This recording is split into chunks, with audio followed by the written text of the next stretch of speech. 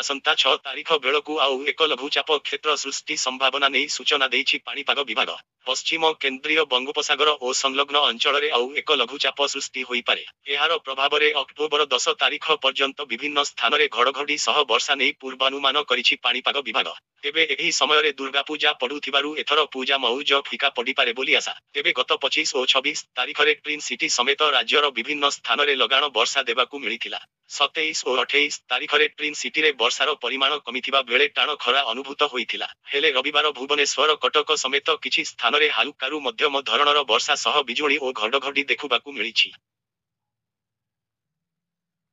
तेबे एहाकू नहीं आगामी 3 घंटा पाई येलो वार्निंग जारी करिछि पाणीपाग विभाग। 14 जिल्लाकू हालुका धरणर वर्षा नहीं सतर्क जारी होइछि। सेगुडिक हेला अनुगुल, ढेंकानाल, कटक, गंजाम, खोर्धा, भुवनेश्वर, नयागढ़, कंधमाल, देवगढ़, मयूरभंज, मालकानगिरी, कोरापुट, रायगढ़, बालेश्वर एवं गजपति जिल्लाकू आगामी 3 घंटा पाई येलो वार्निंग जारी करा जाइछि।